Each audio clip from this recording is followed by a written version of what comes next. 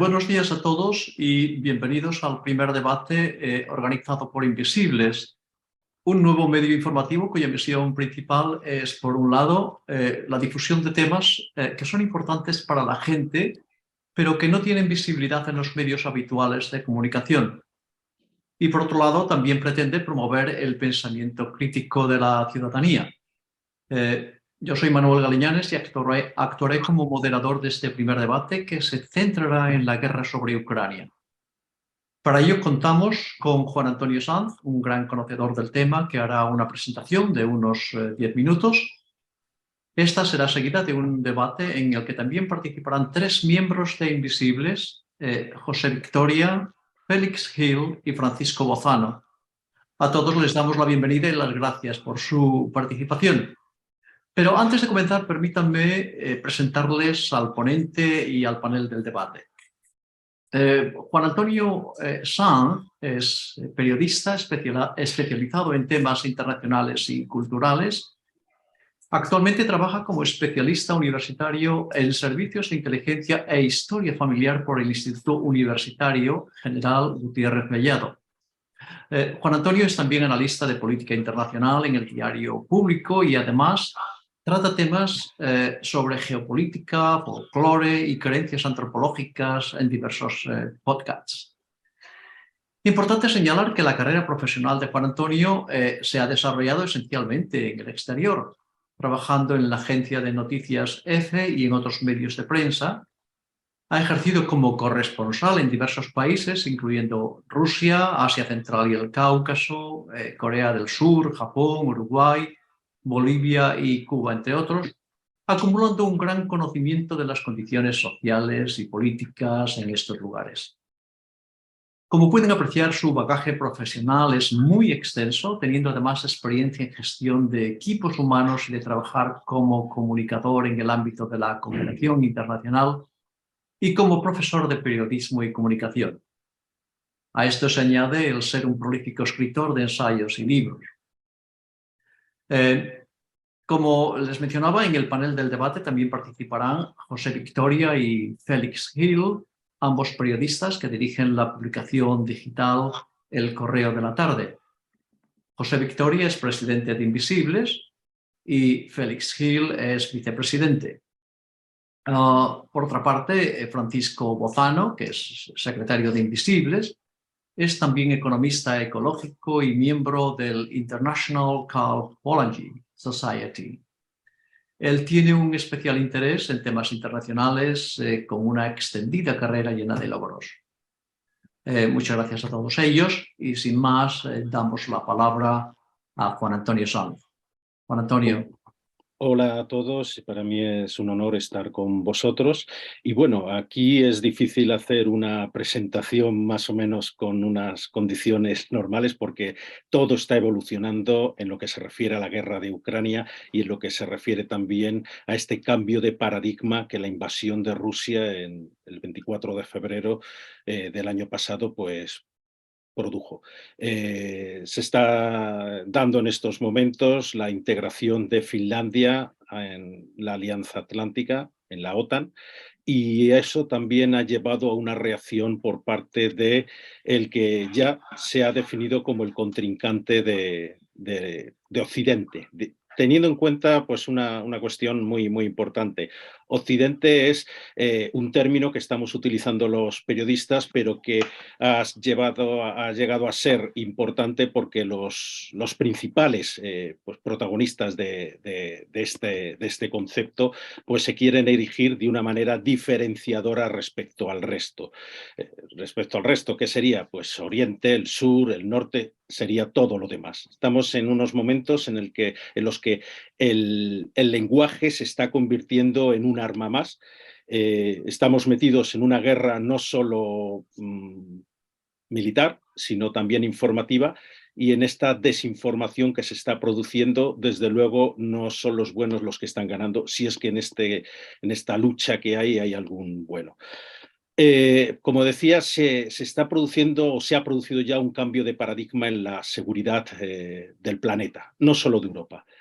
La guerra de Ucrania ha revivido viejos fantasmas que a lo mejor no eran tan fantasmas y simplemente estaban ahí agazapados, como es la cuestión de la Guerra Fría, que creíamos haber, o algunos creían haber abandonado en 1991 cuando cayó la Unión Soviética y cuando se empezaron a dar nuevas relaciones internacionales entre lo que antes era el mundo oriental europeo, lo que antes era Europa del Este y la URSS, y reunidos en torno al Pacto de Varsovia. Bueno, eso cayó a lo largo de los años 90. Yo tuve ya en esos tiempos tuve la primera oportunidad de viajar y vivir en Rusia, 2 años estudiando el idioma ruso y también trabajando para la agencia EFE, que fue desde siempre mi casa matriz.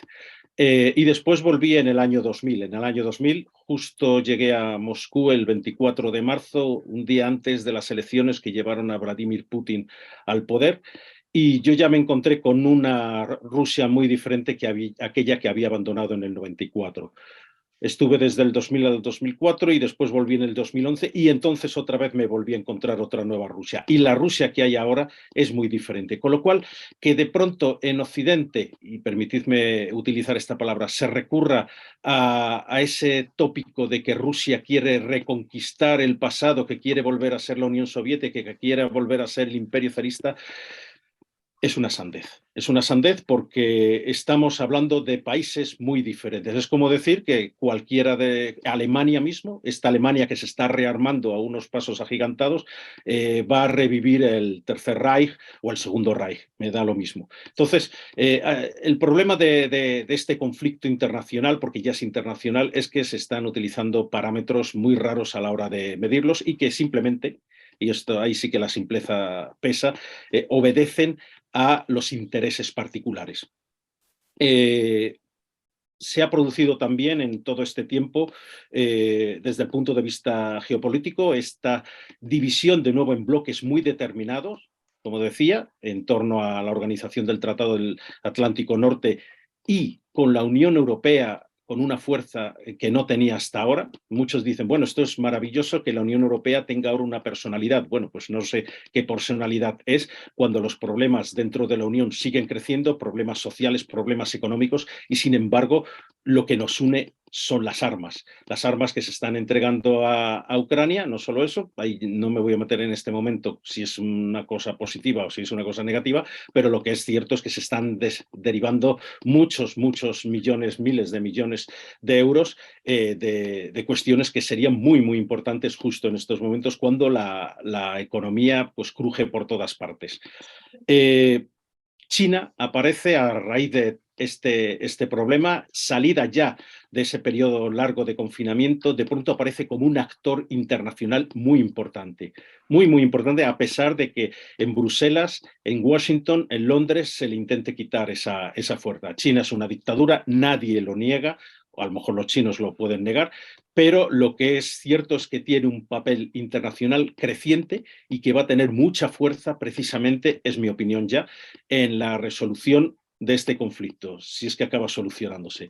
Porque podría ser, y eso es lo que también se está olvidando, es que esto se gangrenara y quedara pues, en el tiempo estancado. ¿Por qué? Porque no estamos hablando solo de un conflicto internacional, ya que buena parte de la Unión Europea y otros países occidentales están apoyando a una de las partes, sino porque en el fondo subsiste una esencia. Este es un conflicto entre antiguas repúblicas soviéticas y quien no quiera ver eso se está equivocando de base.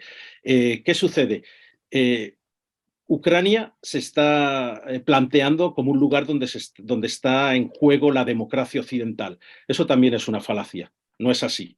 Desde luego es un país que lucha por recuperar sus territorios invadidos ilegalmente por otro país, pero las raíces de este conflicto están no solamente en las consecuencias de una guerra fría mal pactada y mal concluida al terminar el 1991, como decía, con la caída de la URSS, sino porque estamos entre dos estados exsoviéticos que tienen una serie de vamos, no vamos a decir rencillas, rencores, pero sí de asuntos pendientes que nunca se han solucionado. El tema de Crimea es muy importante en este sentido.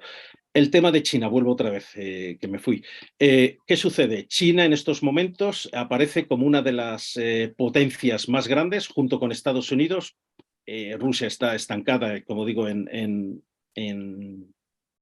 Ucrania, y aparece con una voluntad de ser protagonista internacional que no tenía antes, desde luego, de que Xi Jinping, el actual presidente, llegara al poder. Pero es que es después de octubre del año pasado, cuando Xi Jinping fue reelegido por tercer mandato, ahora otra vez con la reunión de la Asamblea Popular ha sido ratificado en ese puesto y como jefe de todos los ejércitos, del Ejército Popular de Liberación, como también es el presidente del país y secretario general del Partido Comunista.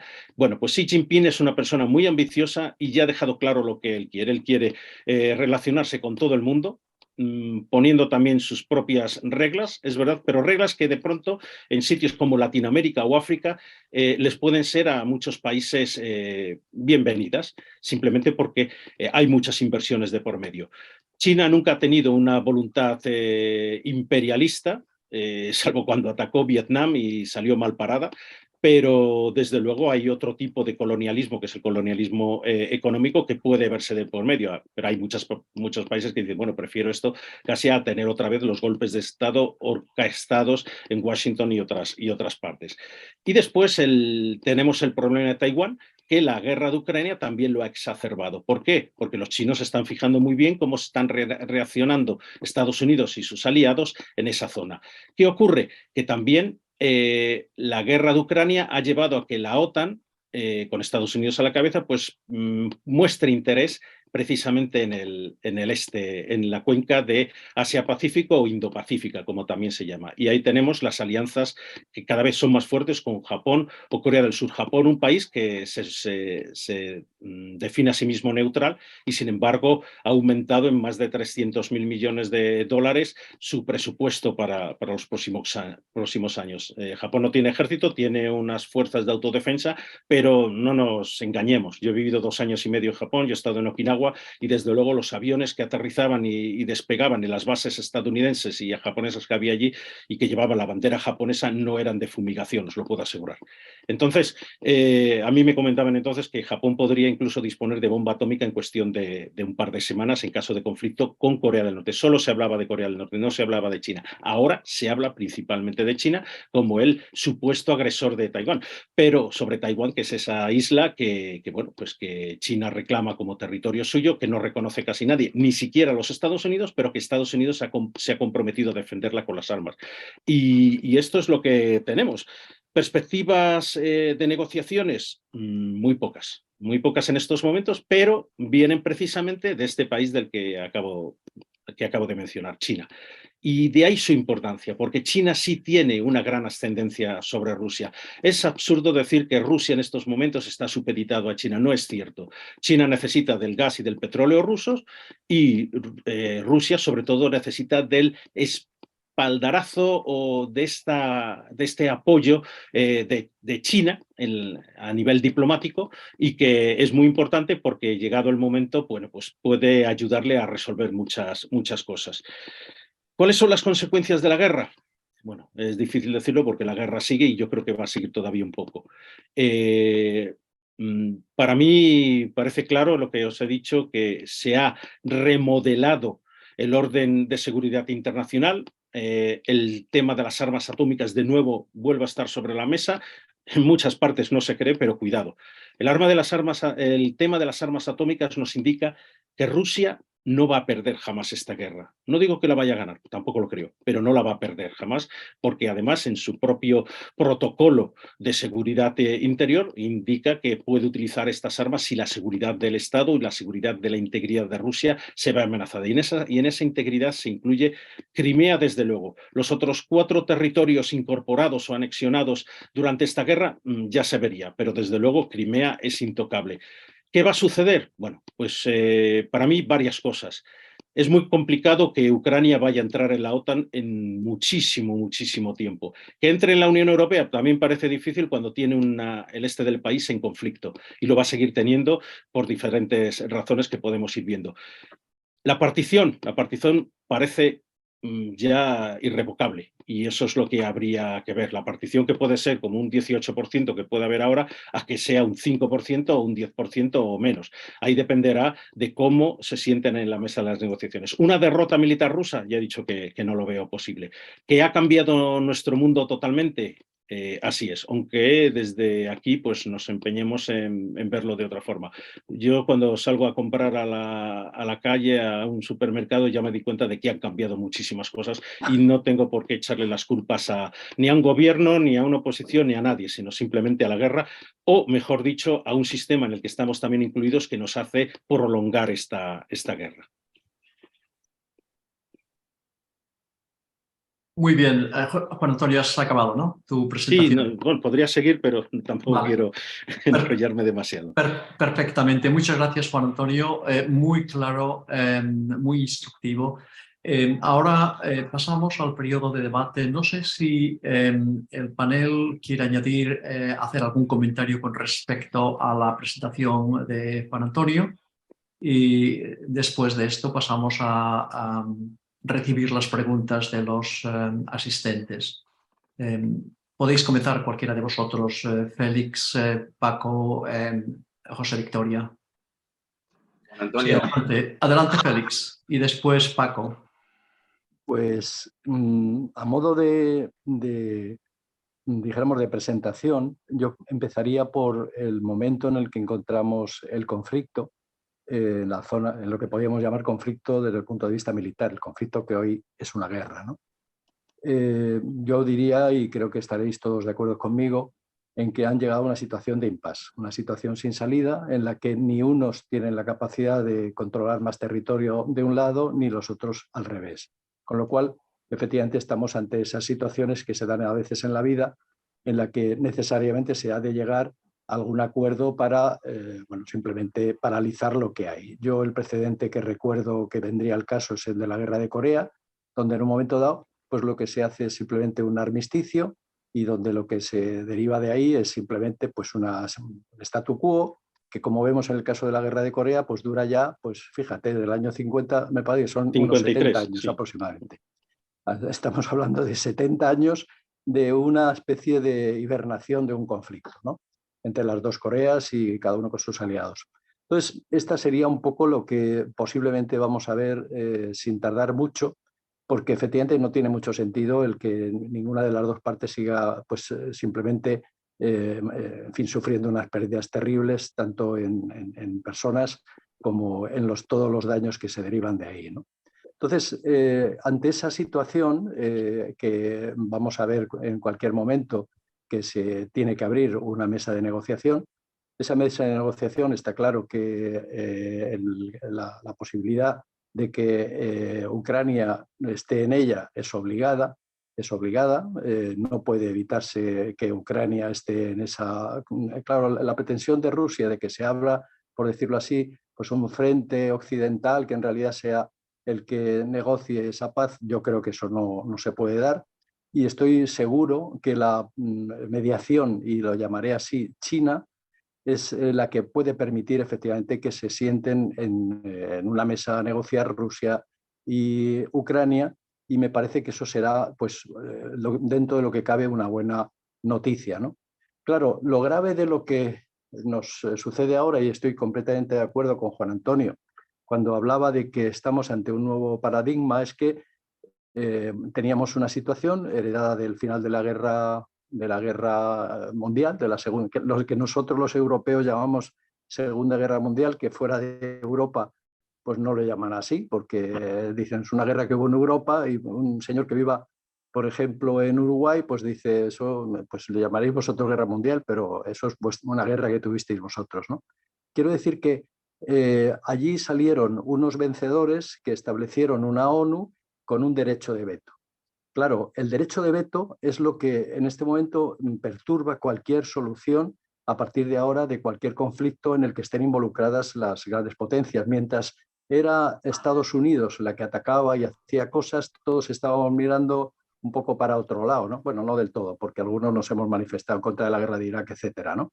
Pero me refiero que ahora que por primera vez Rusia, de una manera muy descarada, porque ha hecho otras intervenciones en otros países, los hay de sobra, en Georgia y en otros sitios, está en Siria, etcétera, la intervención en Libia, pero de una manera descarada, pues coge a un vecino y lo invade, pues todos nos rasgamos las vestiduras, etcétera. Pero efectivamente los derechos que se han apropiado después de la Segunda Guerra del año vamos a llamarla la guerra del 45, Estados Unidos, China, Rusia, bueno, los países europeos, Francia e Inglaterra, bueno, y Reino Unido, pues no tienen mucha relevancia ya y por tanto pues apenas tienen derecho de veto real porque no participan en los asuntos. Pero quiero decir que ese es el conflicto real al que nos encontramos. Es un mundo que ha entrado en crisis, hay unas relaciones internacionales que no tienen solución con el mundo y con las reglas que tenemos en la actualidad, y ahí yo es donde haría el mayor énfasis en tratar de encontrar alguna alternativa a esto. Claro, si fuera porque habrá otra guerra y habrá unos vencedores y vencidos, pues me parece que es mala solución cuando ya tenemos el arma nuclear y lo que significaría es la destrucción de todos, ¿no? Entonces, la única opción que yo veo es que efectivamente a través de bloques, vamos a llamar, económico-políticos relevantes, esa situación se pueda enfrentar. Es decir, el caso, por ejemplo, de la Unión Europea para mí es el mejor ejemplo que tenemos, ¿no? El hecho de que un grupo importante de países europeos se hayan agrupado en la Unión Europea le ha dado a esta unión, a esta nueva organización, un peso internacional, evidentemente que no tenían por separado esos países y que puede, por tanto, hacer algo de presión respecto de estas grandes potencias nucleares, ¿no? Si este mismo fenómeno de la Unión Europea se diera en otras zonas del mundo, nos encontraríamos con grupos de países que tendrían una capacidad efectivamente de influencia, de presión económica y de presión política que podría llevar a una nueva situación internacional.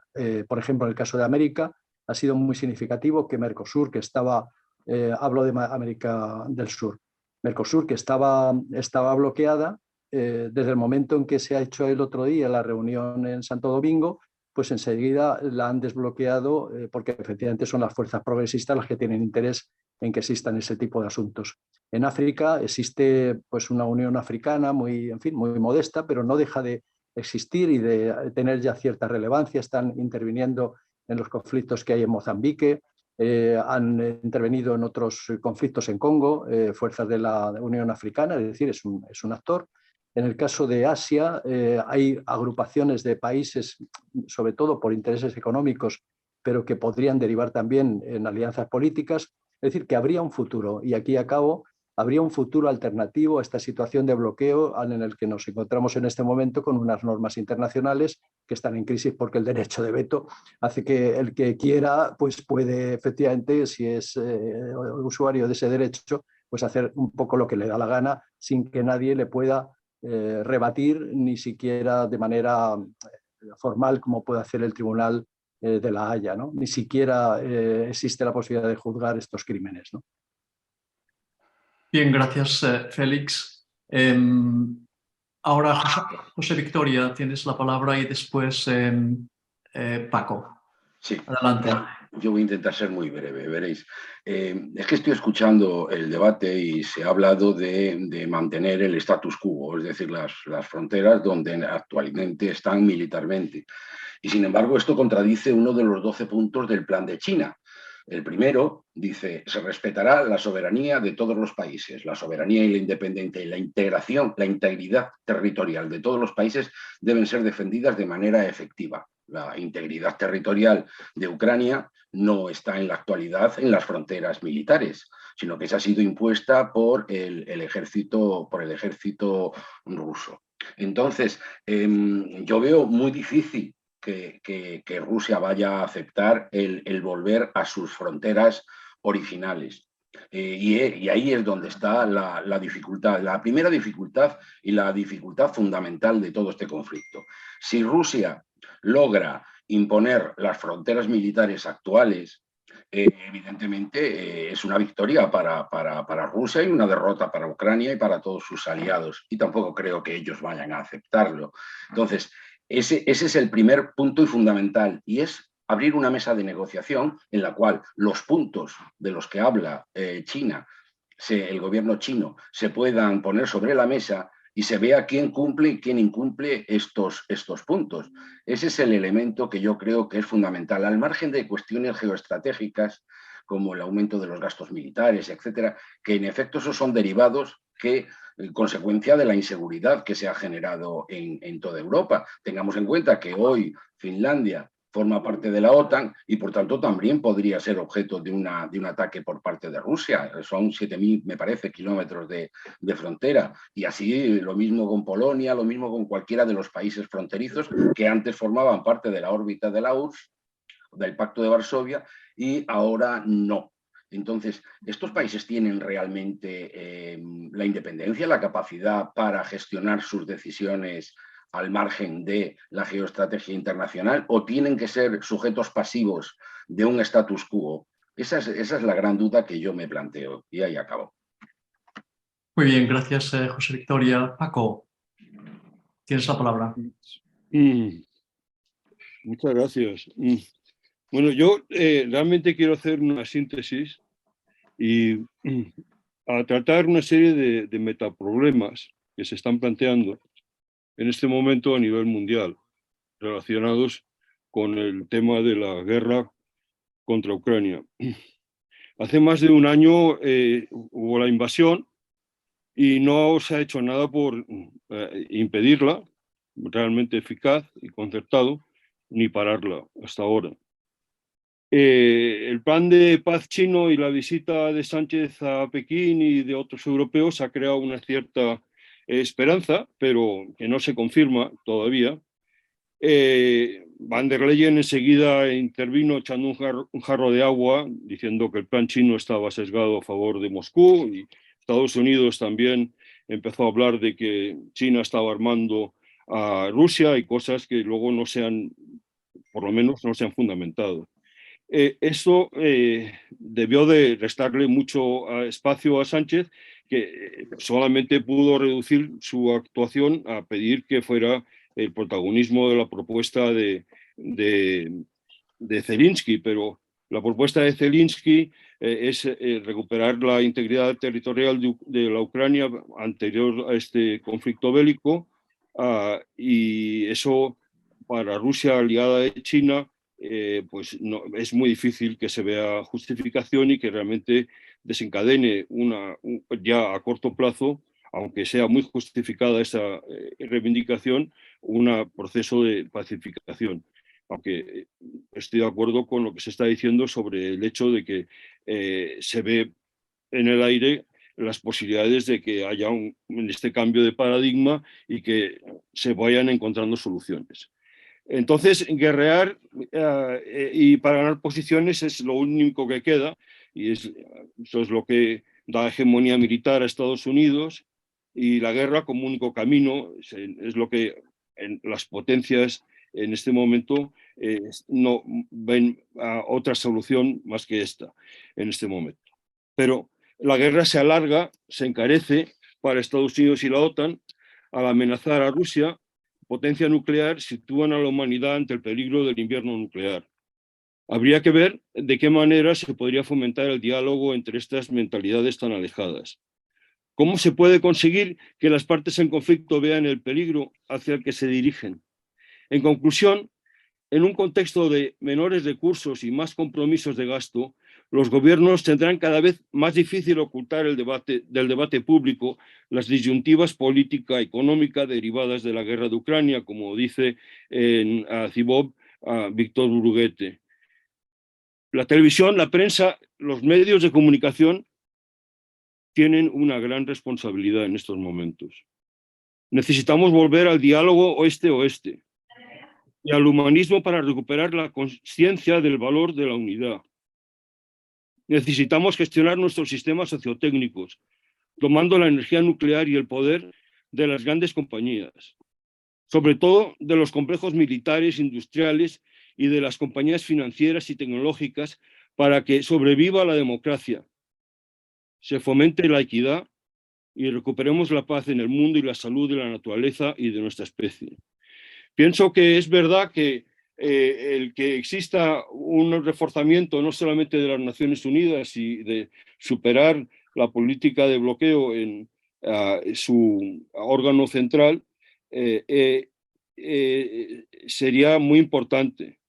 Pero eso lo veo difícil. Yo pienso que la opción está más bien en que se vayan fortaleciendo las organizaciones regionales, como se ha planteado aquí por Félix. Y veo que en Europa tenemos el problema, que es el paradigma que plantea Polonia y la cercanía de la OTAN a la URSS y los conflictos que eso genera. Y esto será, yo creo, el centro de la negociación. Muchas gracias.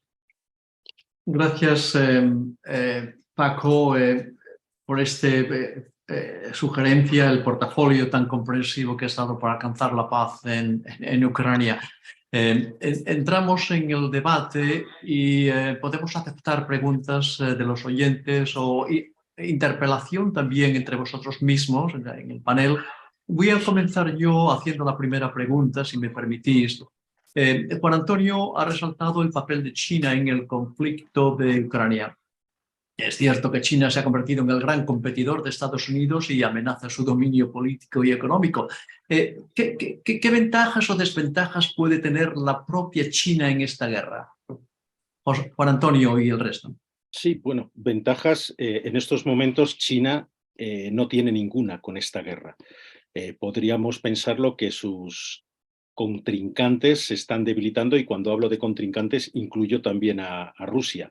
Pero lo que le interesa a China es llevar el ámbito de la competición con Estados Unidos, sobre todo, como gran potencia hegemónica, llevarlo al plano económico, porque es China donde es quien se está beneficiando de muchos de sus ofensivas comerciales en los últimos tiempos y en todo el mundo, desde América Latina hasta África y tal. Yo he vivido 9 años en América Latina y la influencia china era muy importante. No es tan devastadora como se quiere vender aquí, pero desde luego hay mucha confianza, toda la confianza en que los chinos se quedan. Mi último destino fuera fue Cuba, estuve allí 2 años y medio y no os podéis imaginar la gran tristeza que hubo cuando los chinos dijeron: no, aquí no podemos seguir simplemente porque vosotros no nos pagáis por lo que servimos, que esa es una de las cuestiones que los chinos llevan a rajatabla. Pero sobre todo lo que tiene China ahora mismo es la oportunidad de elevar la voz, y por eso lo está haciendo. Ese plan de paz de 12 puntos, efectivamente, como se ha dicho muchas veces, bueno, no es un plan de paz, ni siquiera, es un punto de partida. Hablabas del tema de la soberanía. Por supuesto, la soberanía territorial de Ucrania debería ser intocable, pero ya se ha tocado. Y va a ser casi imposible que eso se revierta. El riesgo de que Ucrania se convierta en un Estado fallido es grandísimo en estos momentos, por mucho que la Unión Europea, por mucho que la OTAN estén apoyándolo. Y no verlo así es no haberse movido por Ucrania y pensar que todo es muy bonito, que todo el mundo está agrupado en torno a Volodymyr Zelensky, y no es así, ni muchísimo menos. Lo que se habló antes de la guerra de Corea me ha llamado mucho la atención porque podría ser uno de los grandes puntos de partida, pero claro, ahí también está China de por medio. La guerra de Corea entre el 50 y el 53 fue devastadora. Ahí se amenazó con utilizar por parte de Estados Unidos armas atómicas, pero finalmente se llegó a este armisticio que de hecho está ahí. Yo viví 2 años y trabajé en Corea del Sur y escribí muchísimo sobre el tema norcoreano. Todavía sigo escribiéndolo de vez en cuando, pero realmente es un ejemplo. Pero es un ejemplo de cómo no se deben hacer las cosas tan bien. Y lo que no se debe hacer, desde luego, es si hay una paz, y desde el punto de vista pragmático podría haber una paz, pero todos van a perder, y desde luego Rusia no podría quedarse con esa gran cantidad de territorio que ha tomado, ni desde luego Ucrania va a poder recuperarlo. Si hay una paz, no se puede dejar aislada a Rusia. No os he comentado una cuestión. El riesgo de involución en Rusia es grandísimo. Decimos, bueno, ¿involución de qué? ¿De un tipo autócrata como Vladimir Putin? Pues sí, puede ser muchísimo peor. Y desde luego la historia nos muestra esto. Es un cambio de paradigma, como decía de esto antes. que no es que vayamos a un sistema mejor, no, estamos yendo hacia atrás. Lo decía el presidente chino el otro día, que de vez en cuando tiene estas perlas, aunque normalmente suele decir una y otra vez lo mismo, decía que se están produciendo cambios que no habían ocurrido en los últimos 100 años. Pues tengamos eso en cuenta y tengámoslo en cuenta a la hora de tomar decisiones, porque no se puede ir con el corazón caliente en un momento en que hay una guerra que puede prolongarse, cuando están muriendo. Se hablaba el otro día de la ONU, según las cifras, de 8.000 civiles. Seguramente son muchísimos más. El tema de los soldados ya no se sabe, pero bueno, cuando yo pienso en los soldados no veo a unos monstruos rusos atacando a unos valientes caballeros blancos ucranianos. Hablo chavales que los han reclutado a la fuerza en Rusia y que otros que están peleando por su país, es verdad, con toda su buena voluntad, pero son gente muy joven la que está muriendo. Lo que hay que hacer es parar esta sangría y empezar una negociación que puede durar muchos años. Pero recordemos una cuestión: todos los conflictos soviéticos, desde el Nagorno-Karabaj a todo lo que está ocurriendo en Osetia, en Transnistria, se ha llegado a ciertos recursos, a ciertas posiciones de negociación, y la guerra ha seguido. Yo no espero que vaya a terminar la guerra, aunque hay diversos puntos de vista que nos podrían llevar a concluir que hay ya movimientos en contra de que se continúe. Y uno de ellos es en Estados Unidos, con el tema de la preponderancia de los republicanos en la Cámara de los Representantes, que eso... Y después que en 2024 hay unas elecciones y que mucho antes podría llevar a que se plantearan unas posiciones antibélicas mucho más fuertes. Y no es porque los republicanos sean mucho más pacifistas, todo lo contrario. Bueno, en Estados Unidos lo cierto es que, si vemos la historia, ni republicanos ni demócratas se han caracterizado nunca por llevar. Y una cuestión ya último que quería comentar, el tema de la guerra como único camino. Y que podría ser Estados Unidos el que está defendiendo esta estrategia. Bueno, recordemos a dónde ha llevado esa guerra como único camino, recordemos Vietnam, recordemos Afganistán, saliendo los Estados Unidos casi con la cola entre las piernas, recordemos Libia, ahí con la OTAN también, y recordemos esto, por ejemplo, Vietnam. Siria. Vietnam, sí, lo dije al principio. Vietnam es evidente. Entonces, cuidado con esta situación, porque los Estados Unidos son muy expertos en entrar a armar un follón de narices y después marcharse tan tranquilos dejando el caos. Y eso es muy, muy peligroso hoy día. Sí, el factor Taiwán está influenciando de alguna manera el posicionamiento de China en este conflicto. Claro, Taiwán es para ellos es la pieza clave de toda su política exterior.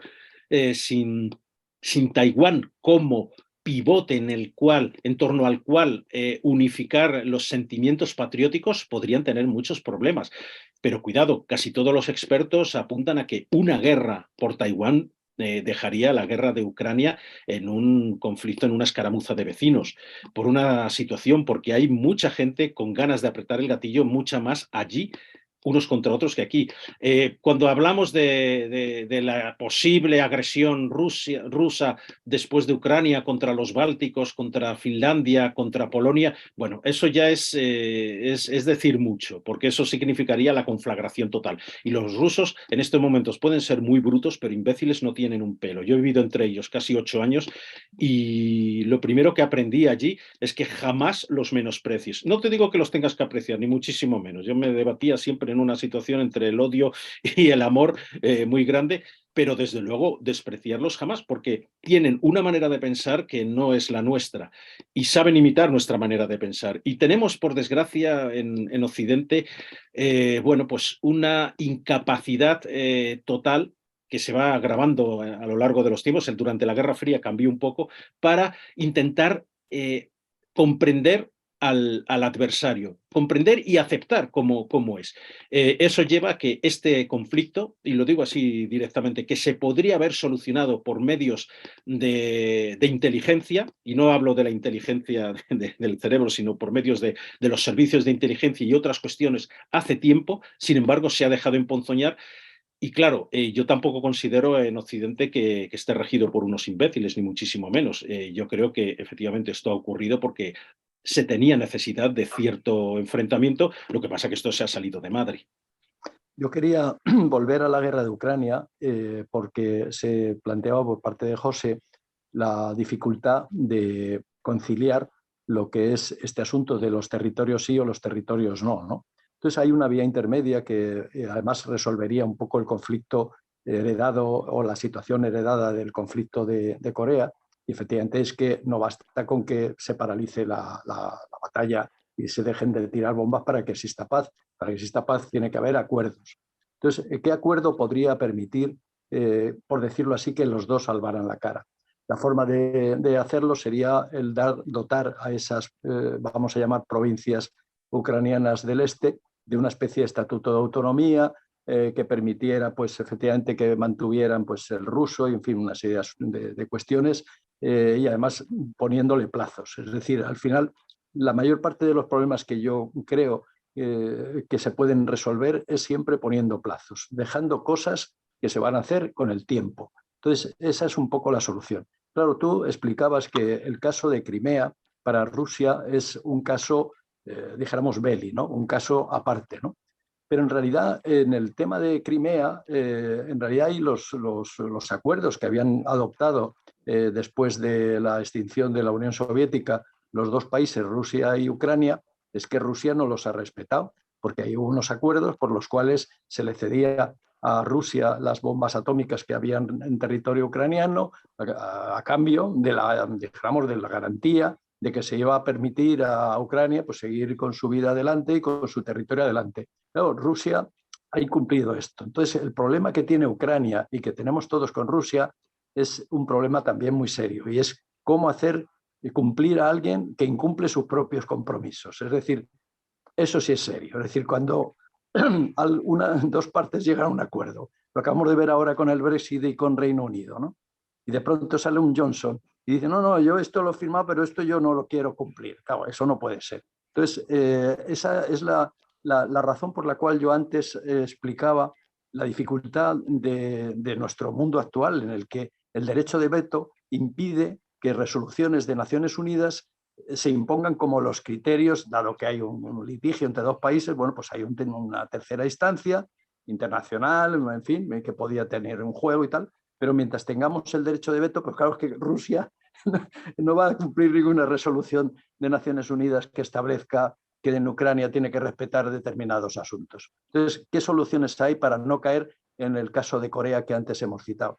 Evidentemente tiene que ser que exista una negociación y que se den plazos. Hay un ejemplo que China nos ha dado a todos muy bueno, que es el tema de Hong Kong. ¿Cómo recupera China Hong Kong?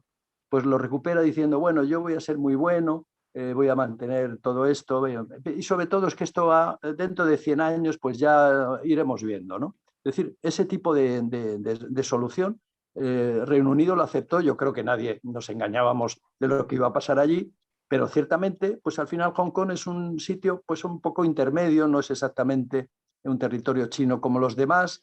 Efectivamente, pues eso es un poco la solución que podíamos establecer para estas zonas que están en conflicto en este momento en Ucrania, ¿no? Me parece que esa sería una opción viable, razonable y probada, porque lo importante sobre todo de estas cosas es que existe ya el precedente. Cuando tienes un precedente, siempre es más fácil establecer un acuerdo sobre algo que ya se parece a algo, ¿no?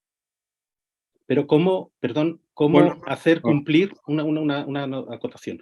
Cumplir a alguien algo cuando quien te exige que lo cumplas está incumpliendo o lo ha incumplido. Y ahí veamos a lo largo de los años 90 cómo se incumplieron todos los acuerdos que hubo entre Occidente, entre Estados Unidos sobre todo, y Rusia, entre Washington y Moscú, sobre la ampliación de la OTAN, no solo sobre la ampliación, sobre la llegada de armas a las fronteras rusas. Eso es lo que argumentan los rusos. Pero claro, cuando se toca un territorio que es Ucrania, que siempre para Rusia ha sido como la tierra de fuego, o sea, intocable, no se puede avanzar más, que no ocurre ya, ocurrió en 2014, cuando sucedió la revolución del Maidán y se echó a Víctor Yanukovych, que era el entonces presidente, y fue por una presión directa de Estados Unidos, y eso es indudable. Una de las subsecretarias hoy día, ahí está Victoria Nuland, estaba allí metida. También estaba Sullivan, que es otro de los grandes protagonistas de lo que está ocurriendo hoy en Ucrania desde el punto de vista de Estados Unidos. Entonces, claro, la desconfianza rusa es brutal. Ellos han incumplido, por supuesto, pero es que se ha incumplido con ellos. Con lo cual, si llegamos a ese punto de vista, no vamos a ninguna parte. Se tiene que partir, como ahí sí que dicen los chinos, vamos a empezar desde ya y vamos a ver qué se puede conseguir. Y cuidado, porque sí que es necesaria, y eso es importantísimo, que haya una tierra bumper, una tierra de nadie entre los rusos y la OTAN. Por la desconfianza de la OTAN en Rusia y por la desconfianza de Rusia de la OTAN. En otro mundo pues sería todo ideal y habría otra manera de coexistir, pero en estos momentos y en los próximos años no va a ser así. Sí, además, ciertamente los acuerdos de Minsk 1 y 2 pues, no se han cumplido y eso evidentemente también puede jugar un papel. Permitidme que pasemos a otro tema. Yo creo que hemos ya ahondado bastante en esta cuestión. Se ha criticado que el papel de la Unión Europea en la guerra de Ucrania como de ser subalterno de Estados Unidos.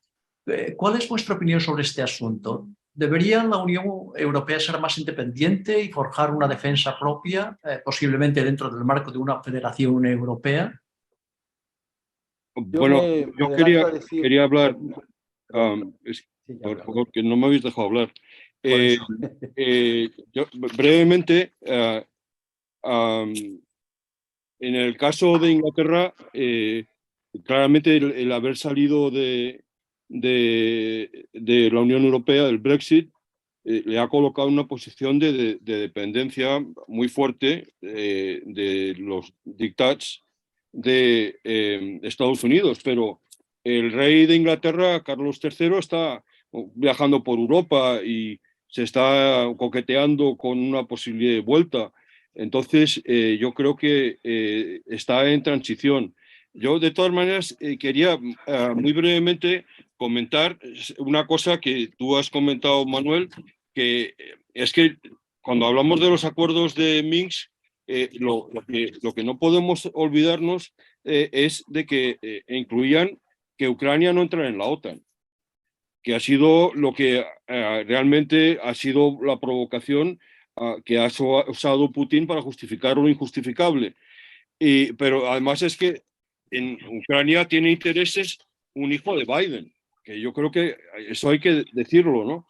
Y solamente plantear que yo creo que el problema de Inglaterra, como el problema de Ucrania, como el problema actual, se concreta en algo muy específico, que es la sobrevivencia de la democracia ante algo que erróneamente se ha llamado neoliberalismo por parte de la izquierda, porque realmente es un neofeudalismo, según gente como José Manuel Naredo y otros muchos autores, ¿no?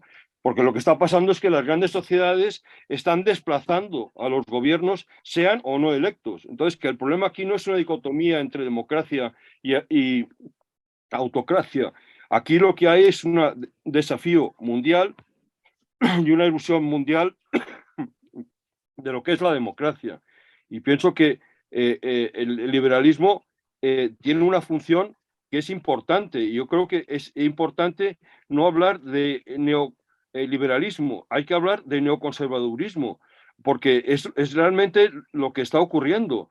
Lo que se está eliminando es el espacio de libertad. Y yo creo que esto concreta de una manera muy determinante lo que es el nuevo paradigma. Es decir, el nuevo paradigma es que tenemos una vez más que plantear una expansión de la democracia en el mundo. Y claro, ahí es donde Europa y la Unión Europea, por las tradiciones propias, y si Estados Unidos no vencen los enemigos, como también pueden vencer en Europa, como han vencido en Italia y como están en Polonia y en Hungría, de la propia democracia no imperan en Estados Unidos y en otras zonas llamadas falsamente como el Occidente liberador. Yo pienso que tenemos una tarea común, que es mundial, y tiene mucho que ver con el tema de los vetos en el Consejo de Seguridad de las Naciones Unidas.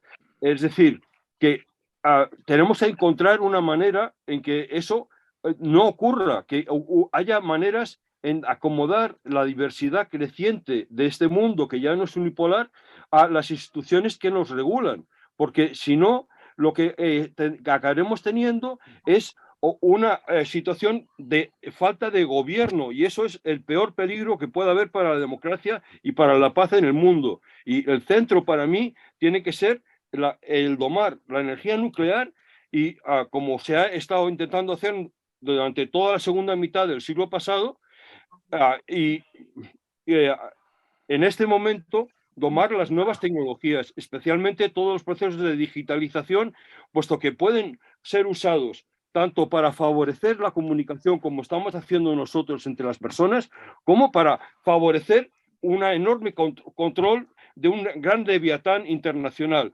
Volvamos al hecho de que el problema central es sociotécnico, que tenemos que saber cómo gestionar las tecnologías para que no nos destruyan, sino que nos faciliten. Sí, volvemos a la pregunta. ¿Cuál es vuestra opinión con respecto a la posibilidad de que Europa, teniendo una defensa única, pueda haber sido o ser en el futuro un elemento importante para esta distensión y evitar estos conflictos bélicos, tanto en Europa como en el resto del planeta? Eso sería interesante si tuviéramos los líderes europeos que deberíamos tener, o sea, que tuvieran la capacidad y la inteligencia, y ya aquí sí hablo de inteligencia, para saber sus límites. Cuando escuchamos a un señor como Josep Borrell, que es el alto representante diplomático de Europa, hablar por la guerra como camino para la paz, poco podemos hacer. Cuando sus principales apuestas en este sentido es donar a Ucrania todos los arsenales de munición, de artillería que tenemos en Europa, y después fabricar más y comprar más. ¿Comprar dónde? Pues a Corea del Sur y a Estados Unidos, por ejemplo. Entonces ya las cosas suenan muy mal. Cuando Ursula von der Leyen, que es la presidenta de la Comisión Europea, en el momento en que uno de los representantes europeos, estoy hablando de Pedro Sánchez, está allí en China intentando ver qué es lo que sucede, lanza las filípicas tan agresivas como hizo desde aquí, designando prácticamente a China como un enemigo porque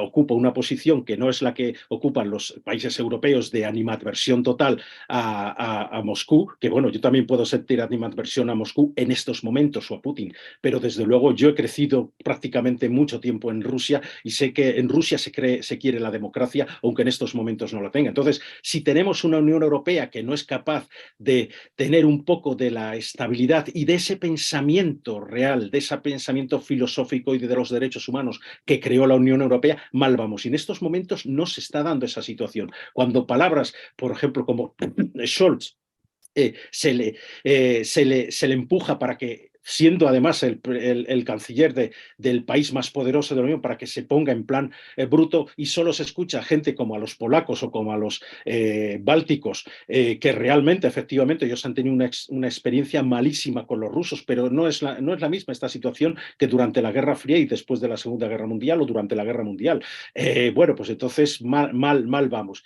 El belicismo no lleva a ningún lado, y el belicismo es lo que está predominando en estos grandes halcones que tenemos en Europa. Por ejemplo, Jens Stoltenberg, que es el secretario general de la OTAN, bueno, lo primero que se debería hacer, una de las primeras cosas para empezar una negociación de paz, es quitar a este señor de en medio por las burradas que se le ocurre decir. Yo estuve en la conferencia, en la cumbre de la OTAN el año pasado aquí en Madrid, estuve cubriéndolo para público, y yo quedaba asombrado de las barbaridades que estaban diciendo y de ese alineamiento brutal que ha tenido la respuesta en una China que dice, muy bien, pues ahora yo voy con los míos. Y por eso China nunca va a regañar fuerte a Rusia. Por lo bajini quizá le diga, no, déjate de armas atómicas porque no vamos por ahí. Pero no va a ser, porque se está empujando a esa unipolaridad que está a favor, de la que está a favor Estados Unidos. Y el mundo es multipolar, siempre lo ha sido. Y desgraciadamente hoy día decir que el mundo debe ser multipolar, por ejemplo, con una Unión Europea fuerte en este sentido, que asuma capacidades militares que ahora mismo tiene la OTAN, que es el brazo armado de Estados Unidos, lo veamos como lo veamos, se demostró en Afganistán, bueno, pues mientras tanto esto no puede ser de otra forma. Sí, adelante, Félix. Sí, yo respondiendo a esta cuestión que nos planteas, efectivamente yo coincido mucho con lo que acaba de decir Juan Antonio, porque estamos ante una situación en la que nuestras posibilidades, es verdad que son muy grandes y contrastan con nuestras realidades, ¿no? La realidad de la Unión Europea, pues la acaba de decir Juan Antonio, pues es así de triste, ¿no? Y sin embargo, como bien decía Lula hace tiempo, decía, ustedes los europeos no saben lo importantes que son, porque son ustedes el referente que tenemos en todas partes, ¿no? En todas partes donde alguien quiere mejorar la situación de sus países, tanto desde el punto de vista social como económico, piensan en la Unión Europea, por eso quieren emigrar aquí, es así. Entonces, y sin embargo nosotros, los que estamos aquí, o nuestros dirigentes actuales, y yo ahí quiero romper una lanza a favor de Pedro Sánchez, porque ni en el tema de la guerra, ni en los restantes asuntos, él ha tenido esa beligerancia que han tenido otros líderes europeos. Yo creo que ha tenido una posición mucho más moderada de lo que desde luego hemos visto en el resto de los dirigentes, y además es relevante esto por cuanto él, al tener ya un papel en la Internacional Socialista, ya no solo es un dirigente español, es una persona que tiene cierta influencia. La acabamos de ver, como digo, en la cumbre de Santo Domingo, cuando su paso por allí significa que se hace una reunión con los partidos progresistas de América y se lanza de nuevo Mercosur. Es decir, estamos ante una persona que tiene hoy audiencia, a la que mucha gente le escucha y que efectivamente puede ser pues una fórmula mucho mejor de las existentes, ¿no? Claro, Europa sigue siendo al menos un gran mercado. Entonces, el que tiene la capacidad de compra tiene efectivamente influencia sobre los vendedores. Y esto sirve para todo.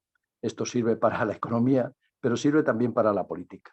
Entonces, tenemos unas potencialidades que desgraciadamente ahora mismo no se están utilizando, pero efectivamente no podemos ver que este vecino de nuestra izquierda, bueno, de nuestro este, que es Rusia, se convierta, por decirlo así, en un enemigo secular. No lo es, no lo ha sido y no tiene sobre todo por qué serlo, porque Rusia es un país en el que tienen, como todos o cualquier otro país que podamos citar, muchísimas cuestiones que son un ejemplo clarísimamente. Yo pondría, por ejemplo, uno que acabo de conocer, y es por qué Rusia está aguantando esta guerra cuando todo el mundo decía que iba, en fin, enseguida que su economía a venir abajo y tal, cosa que no se ha producido. Entonces, Juan Torres explicaba, dice, es que la medición del Producto Interior Bruto que se hacen, lo vamos a llamar en Occidente, no tiene en cuenta un montón de cosas que tienen un gran valor, pero que no están dentro del PIB de Rusia. Es decir, que cuestiones de naturaleza productiva, de montones de asuntos que existen en esa sociedad y que tú conocerás mucho mejor que nosotros, sin embargo, no se reflejan en el PIB. Nosotros aquí, por cierto, tenemos también circunstancias parecidas, por ejemplo, con todo el tema del trabajo en el hogar y un montón de cosas que no forman parte del PIB y, sin embargo, son efectivamente una parte muy importante de nuestra producción. No digamos ya lo de la economía sumergida, que tenemos una poca también y tampoco está en el PIB, ¿no? Bueno, lo que quiero decir es que Europa, contestando la pregunta que nos hace Manuel Galiñanes, es una gran esperanza. Y si se transforma o no esa esperanza en una realidad, por decirlo así, está en nuestras manos. Y nosotros como europeos y particularmente los españoles, que tenemos la fortuna en este momento de tener un presidente que no es un presidente que habla de Soria y no en lugar de Siria, como otros que hemos tenido recientemente, que además se jactaba y se vanagloriaba de eso, un país como España que tiene una tradición internacional, que comparte un idioma con la segunda población del mundo después de China, etcétera, que sea un tipo que solo tenga dirigentes que se preocupan de Soria, francamente es un lastre, ¿no? Y nosotros tenemos en este momento esas posibilidades, ¿no? Y bueno, yo creo que las tenemos que jugar, y nosotros empezando por España y aprovechando la figura de Pedro Sánchez. Bueno, Félix, a lo mejor lo más importante que el papel que puedan jugar distintas personalidades en la política europea o internacional sean planes que se puedan consensuar políticos y económicos a nivel de países, ¿no? Porque las personalidades, pues ya sabemos lo que nos deparan, ¿no? En una dirección u en otra. Pero yo quería poner sobre la mesa un tema que habéis sacado, Juan Antonio lo ha comentado, sobre el papel de la ONU, ¿no? Que parece incapaz de prevenir y tratar los conflictos armados. Ciertamente no parece jugar un papel determinante en la guerra de Ucrania. ¿Deberían ser reformulados los objetivos y poderes de esta organización para prevenir y dar soluciones efectivas a los conflictos armados cuando estos se produzcan? Yo he estado 7 años en Nueva York, muy involucrado en la ONU, y pienso que hay un potencial enorme, pero no solamente en la ONU, porque también he trabajado mucho con la Unión Africana, y como español pues tenemos la relación con los pueblos iberoamericanos. Como canadiense también conozco las redes del Commonwealth o del ex-Commonwealth y de la francofonía, porque hay esa binomia. José Antonio empezó a hablar de las lenguas, del lenguaje, Juan Antonio, perdón, y cómo se están deformando. Pues hay también las lenguas son etnolenguas, lenguas, y también pueden y son lo que nos hace un humano, ¿no? Entonces, pienso que el que usemos las organizaciones internacionales que han tenido más relación con las culturas europeas, pero que ya están recuperadas por parte de lo que en un momento determinado fue parte de los imperios europeos y que tienen un protagonismo autónomo, me parece de enorme importancia. Y eso, Canadá en ese sentido, me parece muy modélico y muy interesante. Y me parece muy ejemplar, como ha dicho Félix, lo que ha estado haciendo Sánchez en Iberoamérica. Juan Antonio, ¿tienes alguna propuesta de cómo reformular la ONU para que sea más eficaz? De hecho, yo creo que la ONU se va a reformular ya, y precisamente por la preponderancia que está teniendo China. China y en el Consejo de Seguridad sabemos que ahí quien veta pues parte todo lo que rompe todo lo que los demás pueden hacer, pero a nivel de lobby es lo que en este nuevo paradigma, en este nuevo mundo al que nos enfrentamos, va a tener mucha importancia la influencia de determinados países. El otro día los chinos decían, bueno, vamos a dar una gran importancia a nuestra estrategia diplomática. Los rusos, pocos días después, este fin de semana, dijeron, bueno, sí, nosotros ahora, por primera vez desde 2016, vamos a replantear nuestro concepto, o replanteamos nuestro concepto de la política exterior. O sea, los dos países, y vemos que son los rusos los que están a la zaga de los chinos. Y quitando toda la propaganda, que es mucha, que daban estos dos países, y sabemos además las circunstancias, lo que es importante es decir, ambos dijeron, se tiene que dar paso a todo el mundo, o sea, no podemos apostar por esta unipolaridad, que realmente y de facto es lo que está mostrando la guerra de Ucrania. Y desgraciadamente, pues la Unión Europea, a pesar de todo lo que hemos hablado y de las perspectivas de potencialidad, que es brutal por nuestra parte, estamos marcando el paso que hace Estados Unidos. Y lo peor de todo no es marcar el paso que hace Estados Unidos. Yo he viajado muchas veces a Estados Unidos, es un país que me encanta, adoro ese país, es un sitio donde me gustaría vivir, pero claro, su política exterior responde a lo que los lobbies están marcando. Hablábamos antes del tema de Hunter Biden, del hijo de Joe Biden. Por Dios, o sea, es que de 2014 a 2019 este tipo estuvo al frente de Burisma, que era la mayor empresa privada de gas y otros hidrocarburos. Entonces, que no veamos lo que está sucediendo ahí, pues es ser un poco ciego. El lobby polaco, el lobby ucraniano son muy fuertes en el Congreso estadounidense. En las empresas armamentísticas igual. Mientras que no perdamos de vista lo que está ocurriendo, quién se está beneficiando de esta guerra, no vamos a ninguna parte. América Latina es fundamental. en toda esta nueva toma de decisiones. En estos momentos, bueno, pues parece que hay ¿cómo decirlo? Algo está en evolución allí para que la izquierda de nuevo vuelva a opinar frente a unas extremas derechas que han gobernado en muchos países y demás. Bueno, lo que hay que tener en cuenta es que la izquierda en América Latina es muy distinta a la izquierda que podamos tener aquí, con todo el respeto para ella. Yo he vivido 4 años en Bolivia cuando estaba Evo Morales y era muy interesante la situación, porque había cierta clase de procesos, por ejemplo, desde el indigenismo, que nos llevaba a pensar a los observadores que estábamos allí o viviendo o trabajando, pero yo trabajaba para la cooperación española, cómo puede ser que este señor, que efectivamente tiene unas ideas de izquierda grandísimas, sin embargo, la única manera de ponerlas en marcha es casi desde una satrapía o desde un caciquismo. Entonces, lo que quiero decir es que tenemos que ser mucho más flexibles y es lo que la Unión Europea no lo está haciendo.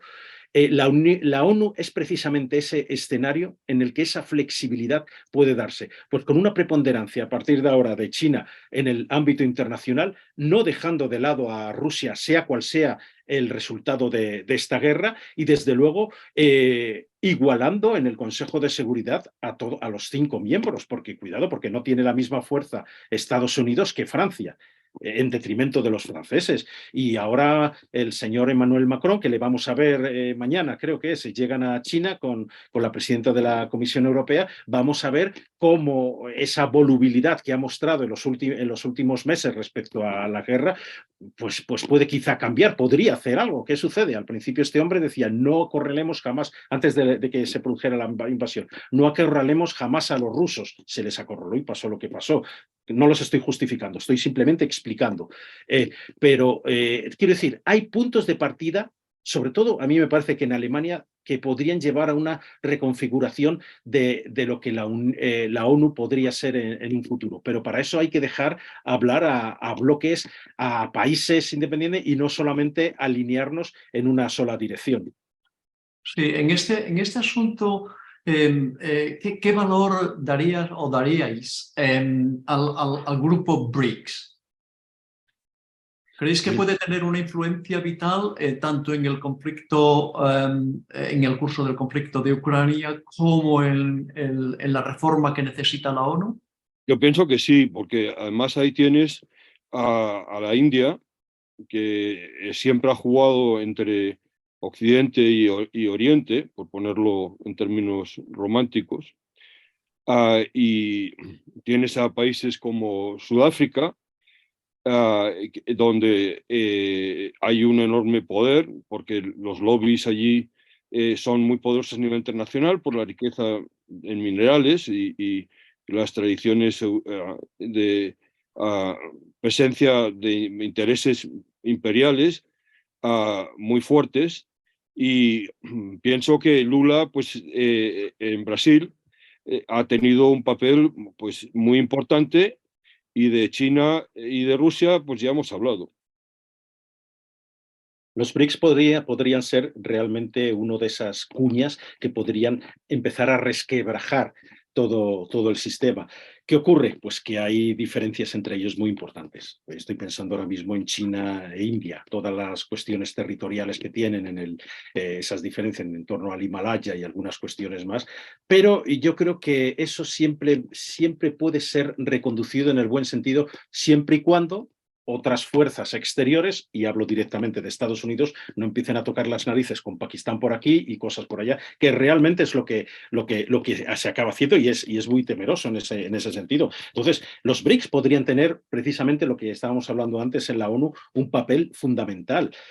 No es casualidad que los rusos, que son muy listos, aunque ahora pensemos que son solamente brutos y demás, y por tanto son merecedores de escarnio y mofa, repito, no se justifica lo ilegal que ha sido toda esta cuestión, pero por lo menos tenemos que valorar al enemigo. Y en este momento realmente Rusia es el enemigo de Europa, por desgracia, porque yo me he formado también allí y me da mucha pena. Pero los rusos, cuando hablaban este fin de semana pasado de su nueva política exterior, su nuevo planteamiento, estrategia exterior, hablaba de 2 países. de centrar sus esfuerzos en dos países, en China e India. Con lo cual, podemos ver un poco por dónde se van moviendo estas cosas. Lo que pasa es que la guerra, pues los disparos nos están quitando la capacidad para pensar un poco. Y ese planteamiento sale fuera de Europa en muchas ocasiones. Y no se me olvidan las palabras de Josep Borrell cuando decía, parafraseando, le decía, bueno, nosotros vivimos en un jardín y si de pronto fuera del jardín hay follón, pues tenemos que ir a parar ese follón. Cuidado, porque eso es muy peligroso. Y es lo que se hizo en Irak, y no hablo solo por la Unión Europea, sino el caso de Estados Unidos, pero se le apoyó, hubo una coalición internacional. Sucedió en Afganistán, sucedió en Libia, sucedió incluso dentro de nuestro más o menos propio jardín, como es Yugoslavia y Kosovo, que se nos olvida totalmente todo lo que, todas esas actuaciones ilegales también que nuestras propias fuerzas han llevado a cabo. No nos olvidemos, todos aquí hemos sido malos. Y como todos hemos sido malos, pues vamos a intentar de alguna manera que no ocurra lo peor, porque estamos muy en el borde de que pudiera ocurrir lo peor. Y no quiero ser catastrofista. Sí. ¿No pensáis que a lo mejor sería importante el cambiar la terminología? Estamos hablando de enemigos y entonces eso yo creo que ya de momento nos enfrenta. No sé si a lo mejor habría que hablar en otros términos más de rivales, quizás. humanísticos o iguales, etcétera. Y en este sentido, pues os quería preguntar como periodistas, ¿qué pensáis sobre el papel de la prensa tanto en el bloque otanista como en el ruso en este conflicto?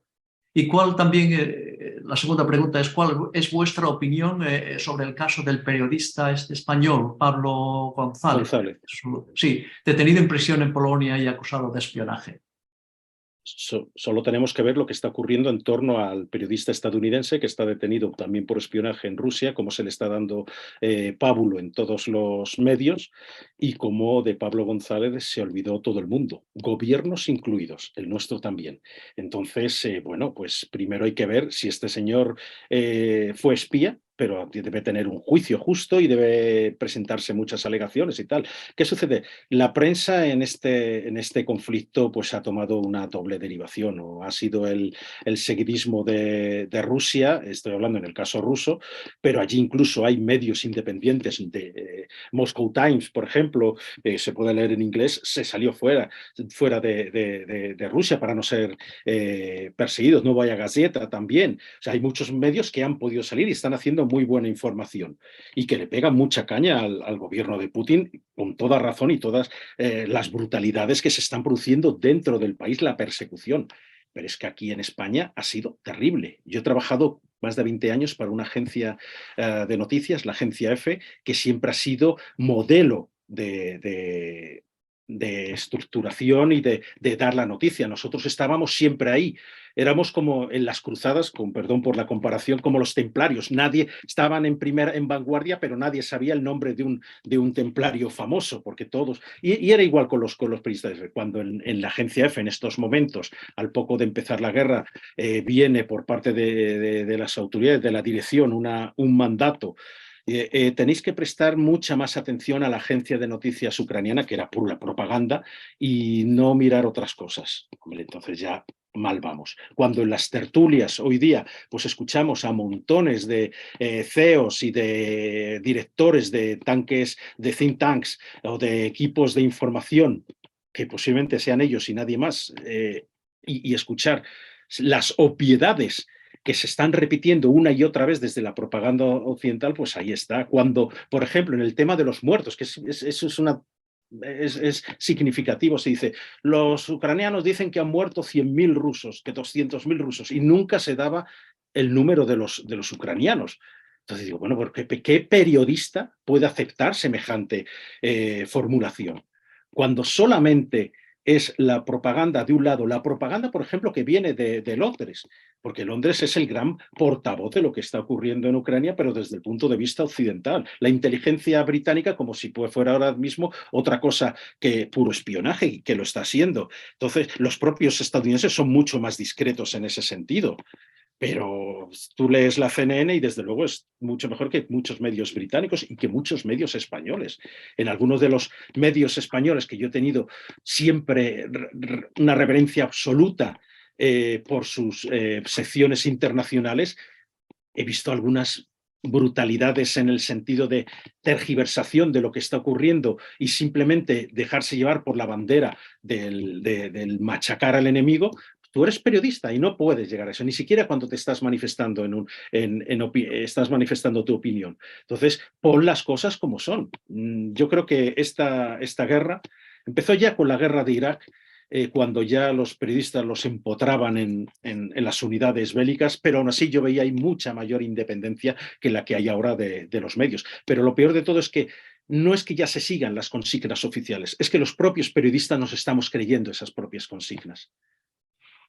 Sí, Félix, tenías un comentario. Sí, adelante. Sí, quería hacer un pequeño comentario que antes no llegué al tema, dijéramos, de Naciones Unidas, ¿no? Y del panorama internacional.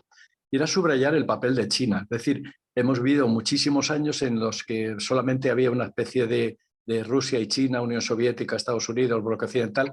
Y a mí me parece una gran noticia el que irrumpa un país como China en esa escena ya con un peso específico y con una capacidad que estamos viendo, como por ejemplo en la resolución del recientemente, bueno, en fin, el inicio de la resolución del conflicto entre Irán y Arabia Saudí, ¿no? Es decir, me parece que el papel que asume China y el hecho de que ya no sea solamente dos voces, sino que ya haya al menos tres que sí están presentes es un gran dato. Y ahora entrando ya en el tema del que nos preguntabas ahora sobre, dijéramos, el tema de la comunicación. Claro, aparte de todo lo que se ha dicho por parte de Juan Antonio, que evidentemente es así, hay un fenómeno nuevo que yo creo que es el que, dijéramos, deja todo lo demás en sordina, ¿no? Que es el tema de las redes sociales. En las redes sociales, bueno, pues ya los medios de comunicación tienen una influencia que vamos a establecer en el 40%, es decir, la mayoría, un 60% de la gente y particularmente de la gente joven, ni siquiera ya lee los medios, dijéramos tradicionales, en los que hemos crecido todos los que estamos aquí, que como veis todos andamos con más o menos canas. Entonces, quiere decir, por tanto, que hay una parte de la información que se escapa digamos, al control de lo que podríamos llamar los grupos multimedia, que son los que tienen pues la base de la comunicación en todo el mundo, ¿no?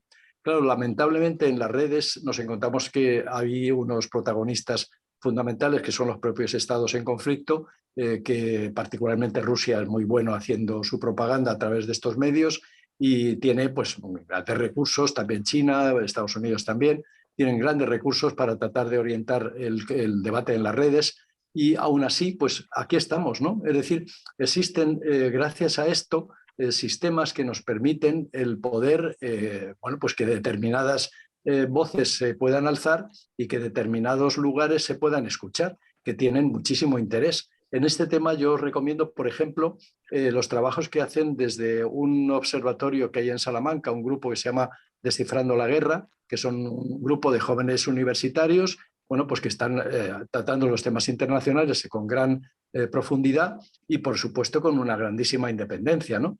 Y, bueno, lo que estamos haciendo ahora en Invisibles va en esa dirección y, bueno, pues vamos poco a poco pues encontrando espacios para que esta situación en la que nos hemos visto que los grandes medios hayan quedado arrinconados por sus propios errores. Claro, aquí la dificultad que no podemos obviar es que estos medios estaban diciendo cosas, como acaba de decir Juan Antonio, al dictado en fin, de su propietario, ¿no? Dejando el trabajo de los profesionales pues hasta el extremo ridículo de que tú leías artículos que tenían un titular que decía una cosa y cuando leías lo que escribía realmente en fin, ese profesional o esa profesional, pues es que estaba diciendo lo contrario que decía el titular. ¿Por qué? Porque claro, el titular lo pone el redactor jefe o el director y sin embargo el texto pues ya ni se molestaban en modificarlo, ¿no? Quiere decir que tenemos unos medios de comunicación que han entrado en crisis por su propia dinámica de hacer las cosas mal y tenemos unas alternativas en las que tenemos que trabajar, ¿no? Entonces, no creo que esa situación vaya a cambiar ni en el tema de la guerra ni en otros donde, por decirlo así, se les ha visto el plumero. Es que en cantidad de asuntos en los que uno va buscando una información, lo que te encuentras es una pura propaganda del propietario de ese medio. Claro, eso no hay quien se lo trague. Naturalmente, pues al final terminamos diciendo no voy a tragarme ruedas de molino. Y claro, la alternativa esta pues está en construcción.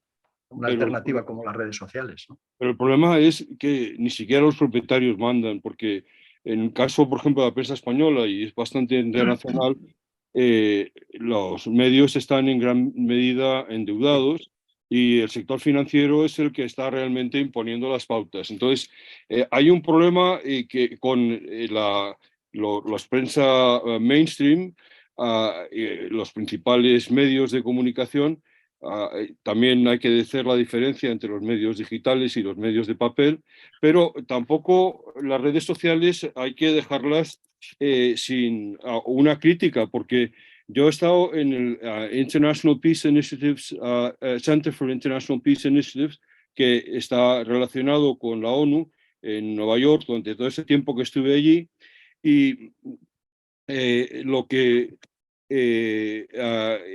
nos dedicábamos sobre todo es a crear capacidad en África. Y lo que hacíamos sobre todo es enseñar al acceso a la información, acceso a documentos oficiales, que se enfrenta con un problema central que está en este momento en discusión de los secretos oficiales en España, y a la formación de periodistas. Y eso yo creo que es una iniciativa que se debe extender internacionalmente. El país ha hecho un trabajo importante en América Latina y de hecho ha formado mucha gente que aquí está actuando de una manera con mucha calidad, pero es como la formación de profesores era el centro de la República y vuelve a serlo en educación y de la instrucción libre de enseñanza. La formación de periodistas hoy en día debe ser realmente una preocupación paradigmática y de enorme importancia. Pero el problema que tenemos con las redes sociales fundamentalmente es que no tienen medios para investigar, hay una falta de inversión en medios de comunicación como ha podido ser o sigue siendo el New York Times o Le Monde o otros medios del mundo. Y hay una falta de medios materiales para realizar investigación y hacer realmente un seguimiento profundo de la temática. Y además, en las redes sociales hay un problema que yo planteé aquí en Invisibles desde el principio, que es la falta de una función editorial, que es lo que estamos discutiendo nosotros también y que queremos fortalecer. Sí, ¿pensáis que la permanencia de esta falta de información por ambas partes, que sea objetiva y transparente, puede ser un elemento clave en la permanencia del conflicto? Siempre lo ha sido. Sí. Bueno, pasamos a otro tema que yo creo que es importante, son las medidas económicas que se han impuesto a Rusia para disminuir su capacidad armamentística. ¿Están siendo realmente eficaces estas medidas y hasta qué punto están perjudicando a los países en desarrollo? Están perjudicando a los países en desarrollo y a los países desarrollados, como he comentado en mi presentación. O sea, solo hay que bajar a comprar la cesta de la comida del día. ¿Cómo están perjudicando a Rusia? Claro que están perjudicando, es así. Por eso los rusos quieren terminar también la guerra desde otro punto de vista, pero no desde estos momentos, sino cuando ellos se puedan sentir seguros de que entre comillas, la van a ganar. Pero vamos a ver, hay muchísimas maneras de evadir esas sanciones. Y no solo estemos pensando en India o China, que están recibiendo a expuertas el gas y el petróleo que antes nos vendían a nosotros, porque Rusia sigue vendiendo petróleo, sigue vendiendo gas a España, por ejemplo, y a otros países. Y en el mes, creo que era, no sé si era enero o febrero, pues de pronto habíamos estado comprando mucho más gas que el que comprábamos ruso que el que comprábamos antes. Hay muchas maneras de evadir, entre comillas, la supervisión de los medios de comunicación, que tampoco se van a meter jamás en ello. Y eso es así. Solo hay que pedirles los datos al gobierno y a otras instituciones para saber que se le sigue pagando a Rusia. Nosotros estamos mandando armas a Ucrania y estamos pagando también a Rusia para que se rearme o siga produciendo armas. Pero también tengamos en cuenta una cosa, estamos hablando de Rusia, un país que es el mayor en extensión de la Tierra, que es el principal productor de gas, aunque no exportador, porque eso ya lo es Estados Unidos, y precisamente lo sabremos muy bien ahora que todo el gas licuado que se ha estado extrayendo allí por fracking, que es lo más contaminante que puede haber, lo estamos utilizando ya en Europa, no nos olvidemos. Pero es un país que tiene unos recursos increíbles. Y si no tienen ellos el dinero para sacarlos, lo va a poner China y lo va a poner India. Y por eso cuando ha ido Xi Jinping, ha estado en Moscú, dos de los acuerdos más importantes han sido precisamente por impulsar, por una parte, los gasoductos que están llegando desde Siberia hacia el sur, en dirección a la frontera china, y por otra después el paso del norte, que es a través de el cambio climático ha hecho que ya sea muy factible que los barcos chinos, saliendo de todos los puertos del este del mar de China, pues puedan yendo hacia el norte y llegar hasta Europa. Y eso está ahora medio paralizado por el tema de la guerra. Pero los tankers, que son nuestros grandes transportadores de petróleo y de otras cosas, están funcionando. Con lo cual, pensar que se va a asfixiar a Rusia con esas sanciones no es así. No es así, por lo menos a corto y medio plazo. A largo plazo, nosotros somos los últimos que podemos aguantarlo como europeos. Y es así. El tema, por ejemplo, de la munición, pero par 10. O sea, por una parte estamos diciendo los medios de comunicación que están en Bakhmut, están mandando el grupo Wagner oleada tras oleada y que los ucranianos los están machacando con su artillería. O sea, estamos reconociendo que Ucrania está gastando mucha más munición que la que puede producir la Unión Europea.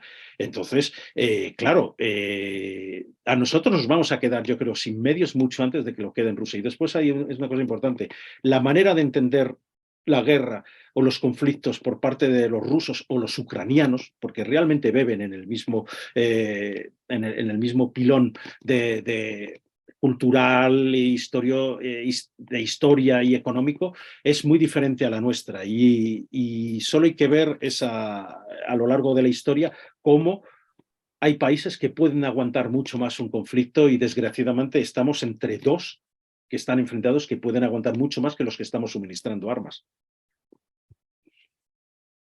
Muy bien, gracias Juan Antonio. No sé si queréis añadir alguna cosa más, Félix, Paco. Si no, pasamos al público para ver si tienen alguna pregunta para el panel. Yo quiero daros las gracias a todos, sobre todo a Juan Antonio, por haber respondido a la invitación que le hicimos y por el enorme esfuerzo que hemos hecho todos por discutir de una manera sincera y el esfuerzo que hemos hecho por seguir este tema. Muchas gracias. Sí, ¿tenemos alguna pregunta ya ahí del público? A ver, yo solo quería hacer un comentario, no sé si me oís. Sí, adelante, Yoray. Vale, bueno, yo he estado escuchando el debate, ¿vale? Y está muy interesante. Pero también quería que comentarais a un público más masivo, en el sentido de que hay mucha gente, o sea, aquí en España, que directamente lo único que sabe de la guerra es por las noticias que van saliendo, que las escuchan con preocupación, pero las escuchan de perfil, por así decirlo, ya sea a través de periódicos o a través de la televisión, ¿no? Y sobre todo la preocupación de ese público masivo que, por desgracia, todos sabemos cuál es, ¿no? Que es la parte que les compete, ¿no? Que es su situación económica, como habéis dicho varios, el tema de bajar al supermercado ha cambiado mucho, ¿no? Y aunque es debido a varios factores, uno de los principales que se da hoy día es precisamente esta situación, ¿no? entre Ucrania y Rusia. La cuestión es que esta es una crisis de las muchas que nos han ido trayendo o que han ido apareciendo en los últimos 4 años, 5 años, aunque todo viene de más atrás. La cuestión es de qué forma se podría evitar para estas personas que estas crisis fueran, sobre todo en muchos casos, o en algunos casos, porque esa es cómo está viendo la opinión pública, ¿no?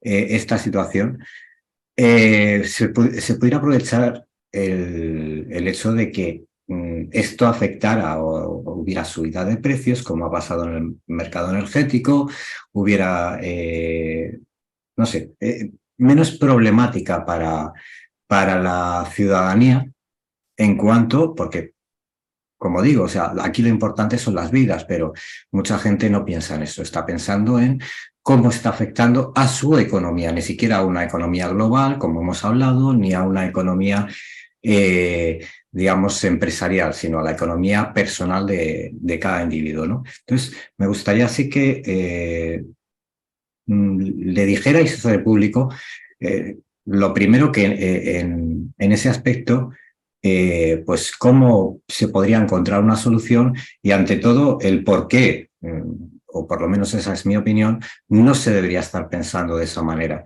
sino priorizar lo que realmente es la situación que se está viviendo con la guerra. Sí, yo me atrevo a hacer una observación, ¿no? a quienes estén escuchándonos o vayan a escucharnos en los próximos días.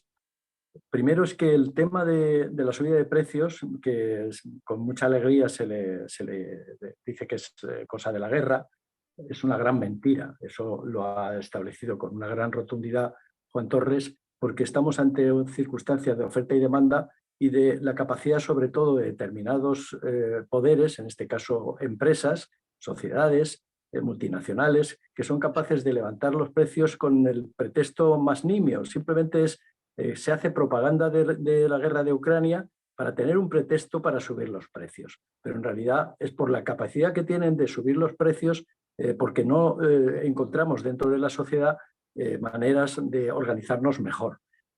Por ejemplo, en Italia tuvieron una gran experiencia cooperativa, de cooperativas de consumo, y permitieron, por tanto, pues que ese factor no les afecte tanto, ¿no? Y hay por ahí un montón de opciones que tenemos que ver. Es decir, la economía de mercado tiene sus ventajas, pero tiene el gran inconveniente de que está en manos de 4. Y estos 4 van a su beneficio y pasan de todo. Entonces, primero, decirles eso. Perder la esperanza de que bajen los precios si es que se llega a un alto al fuego, simplemente a un alto al fuego en esa guerra, porque tiene otras causas y son a las que yo me refiero. Y la segunda cuestión a la que sí quería hacer referencia, después de lo que tú has explicado, es a que cuando existe una dinámica de guerra, es decir, cuando se pasa de la dinámica que estábamos gozando prácticamente desde hace pues, unos 75 años, 80 años ya, del final casi de la guerra del año 45, se pasa a una dinámica de guerra, significa que aquellos dineros, aquellos recursos que la sociedad estaba dedicando a educación, a sanidad, en fin, a los asuntos sociales, se derivan otra vez, y digo otra vez porque a lo largo de la historia esa ha sido la nota dominante, y precisamente la gran ventaja de nuestra sociedad es que tengamos la capacidad de destinar nuestros recursos no a la guerra y a la muerte, sino a cosas mucho más positivas, como puede ser las que acabo de citar, de la educación, sanidad, etc. Entonces, esa es una tendencia a la que tenemos que enfrentarnos. Nos tenemos que enfrentar a la guerra por muchas razones, pero sobre todo porque de la guerra solo se derivan conflictos y más guerras. Y lo que hay que hacer es justamente lo contrario, pensar en que hay que, como primera medida, restablecer pues al menos un alto el fuego, parar la guerra y a partir de ahí empezar a desescalar todas esas inversiones que están ahora mismo en marcha para precisamente aumentar el gasto en la guerra. El dinero que tenemos es el que tenemos. Si nos lo gastamos en armas y en guerras, no nos lo podemos gastar en educación, en sanidad, o en cualquier otra cuestión que es mucho más interesante para todos nosotros. Eso es lo que quiero decir. Pero pienso que lo que tiene que ser el centro de la actitud mundial es que triunfe el amor que nos une ante el odio que nos divide. Muy bien. Yo no estoy de acuerdo con que la guerra no sea la responsable. La guerra es una de las responsables. Y ya simplemente con ese argumento de la dinámica de guerra es el que es utilizado precisamente por muchas grandes empresas productoras para beneficiarse y elevar los precios y la capacidad de producción, ponerla al servicio de sus propios intereses. Pero es que además tenemos la cuestión de la subida de los precios de la electricidad, del gas, todo eso, y ahí sí que hay una consecuencia directa. Y que de pronto ahora mismo, pues Rusia con la OPEP y algunos otros países decidan que van a cortar el suministro de no sé cuántos millones de barriles de petróleo, pues eso va a tener unas consecuencias muy directas. Y eso viene también, es consecuencia directa también de lo que es el conflicto, de la manera en que Rusia, por supuesto que se está librando una guerra en todos los bandos, también económica, pues puede reaccionar a sanciones y puede hacer daño en cuanto puede. Es que es así, por desgracia es así. Veamos, hasta en este invierno se ha podido pasar en Occidente gracias a todas las reservas de petróleo y gas que estaban acumuladas. Ya veremos lo que sucede en el 2023, y no me quiero poner catastrofista, pero ya desde luego viendo todas las empresas, por ejemplo, que en Alemania han cerrado, la perspectiva puede ser mucho peor. Y es por eso por lo que ya se están empezando a escuchar esas voces que dicen, bueno, ya llevamos mucho de guerra, ya nos hemos golpeado en el pecho muchísimas veces, pero vamos a ir solucionando esto. Y en Estados Unidos, que precisamente el país que más ha liderado, ha empujado a los otros a armar y demás a Ucrania, es donde esto tiene más fuerza y donde, por ejemplo, los republicanos, no son desde luego, como decía antes, los pacifistas, están diciendo, bueno, ya, pero esta es nuestra guerra, y ya se empieza a decir alto y fuerte. Y estamos ahí a Ron DeSantis, por ejemplo, es uno de los que empiezan a remover la cuestión, y se está escuchando. El propio Trump, que a pesar de que esté ahora mismo imputado, bueno, pues, o que le tienen que interrogar y demás, pues sin embargo su voz tiene mucha fuerza. Pero es que ya incluso entre los propios demócratas, algunas secciones más a la izquierda, si es que se puede hablar de eso en Estados Unidos, también están empezando a cuestionar la efectividad de que la guerra, porque en China la guerra está causando mucho daño, y es así. Pues, por ejemplo, porque ya no tiene la misma confianza que lo que tenía antes en sus clientes europeos. O sea, la guerra sí está haciendo mucha fuerza y desgraciadamente va a hacerlo. ¿Qué sucede? Por supuesto, veníamos de un sistema medio hundido a consecuencia de la pandemia. Hay que tenerlo también en cuenta. Pero bueno, aquí digamos es un vórtice que ha reunido que está en torno al cual hay un huracán, y está reuniendo muchas fuerzas que desde luego van a poner muy difíciles la supervivencia, o mejor dicho, el estado de bienestar en nuestros países, incluido este. Gracias, Juan Antonio. ¿Hay alguna cuestión más por parte de la audiencia? Bien, si no es así, yo creo que es hora ya de cerrar, pero antes de cerrar quería hacer una última pregunta a Juan Antonio. Habéis hablado antes de las propuestas de la Unión Europea y de China para la resolución del conflicto de Ucrania. Como experto en el tema, si la ONU o cualquiera de estas organizaciones te pidiera consejo para acabar con la guerra y alcanzar una paz duradera en Ucrania, ¿qué 3 acciones crees que serían importantes a implementar y por qué? Bueno, las propuestas de paz que hay sobre la mesa en esto, bueno, sobre la mesa no, porque no hay ninguna mesa, son la China, que ya sabemos, hay 12 puntos y tiene muchas contradicciones, como habéis subrayado antes, sobre todo sobre el tema de la soberanía territorial, pero que dice algunas cuestiones también, está diciendo que las sanciones no van a ninguna parte, y eso es verdad. También está diciendo que ojo con el tema nuclear, ya es un punto de partida. la propuesta china simplemente está diciendo que estas 12 puntos en realidad no van a ninguna parte. Lo que hay que hacer es sentarse a la mesa. Y después ya veremos. Porque van a ser las partes las que van a empezar a poner. El plan de Zelensky, de Volodymyr Zelensky, que es el que ha defendido también está defendiendo la Unión Europea y tal, bueno, pues tampoco va a ningún lado porque supone la derrota total de Rusia e incluso supone la apertura de más tribunales internacionales para juzgar a los rusos. Eso los rusos no lo van a hacer jamás. Entonces, el plan de Volodymyr Zelensky no va a ninguna parte, por mucho que en Europa digamos que es el país agredido y demás.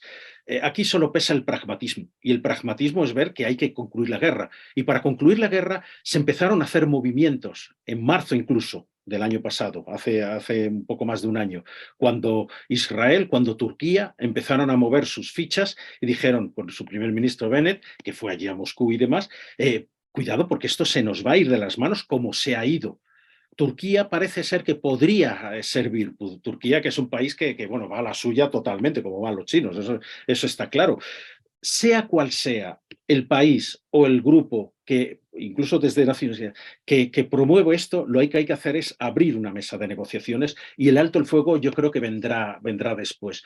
Pero mientras sigamos pensando en la gran contraofensiva que van a lanzar los ucranianos, pues mala cosa vamos. Aunque ayer se decía, bueno, Zelensky lo dijo, no sé si ayer o antes de ayer, pero bueno, dijo, bueno, es que hay que esperar con la contraofensiva. Hombre, claro, es que en primavera a nadie se le ocurre lanzar una contraofensiva en un país como puede ser Ucrania, donde hasta los tanques, hasta los Leopard se hunden hasta la torreta. Es así. Pero en verano sí que podría suceder. Entonces, cuando decimos esto y nos estamos preparando para más guerra, como están haciendo los rusos, cuidado, porque los rusos han hecho una cuestión muy interesante. Ellos hablaban también, han dejado caer, vamos a lanzar una ofensiva, vamos a tal, y lo que han hecho ha sido fortificarse a lo bestia. Y en Bakhmut decimos, bueno, se están desgastando los rusos. Leñe, los rusos y los ucranianos y todas nuestras municiones que les estamos mandando. Entonces, cuidado, porque estamos en un pantano muy peligroso y hay que recordar lo que este movimiento que han hecho de llevar armas nucleares, que se van a llevar armas nucleares tácticas ¿cómo se llama esto? A Bielorrusia. Claro, decimos, bueno, pero es que los países europeos también, o la OTAN también ha mandado eso. Digo, ya, pero lo que estás haciendo no es que vas desde Bielorrusia se vaya a atacar con armas nucleares estáticas. Lo que estás impidiendo es que tú puedas atacar Bielorrusia, porque Bielorrusia es el lado débil precisamente de Rusia. Es un país que la OTAN podría atacarlo sin tener ninguna vulneración hacia los rusos, en represalia si los rusos tiraran una bomba nuclear táctica en algún otro lugar, y entonces lo que estás diciendo es, por aquí no vais a pasar. Y están además ahí pues, los enemigos pues, más, los de la OTAN, o sea, los miembros de la OTAN un poco más belicistas, como puede ser Polonia, como puede ser Lituania, Letonia. Entonces, ojo con esto porque la única manera de llegar a una solución es que realmente alguien diga, vamos a sentarnos. Hay un plan. Primero, sentémonos. Porque planes se pueden encontrar inmediatamente. Desde la ONU, pues, como comentabais antes, estando en el Donbass y organizando referendos y todo eso, pero lo que hay que hacer es detenerlo. Y me parece absurdo que se vaya a decir, es que Ucrania quiere entrar en la Unión Europea ya por el procedimiento. Pero bueno, no sé, si tienes una guerra en el otro lado y eres prácticamente un Estado fallido porque es así, si te dejan de apoyar con armas, se ha acabado. En la OTAN, pues no digamos menos. Entonces, seamos un poco sensatos y desde luego iniciativa como esta, y ya aprovecho, me parece buenísima que de pronto periodistas y gente, pues que yo creo que a todos nosotros, de los que estamos aquí, nos duele esta guerra. No solo nos afecta, pero sobre todo nos duele. Y mi exmujer era rusa ucraniana, hay que decirlo, y yo tenía familia en Kazajstán, de donde era ella, y en Ucrania. Yo me pasé por Ucrania un montón de veces. Entonces, mi hijastro, que ahora es español, pues nació en Kazajstán y es de ese origen.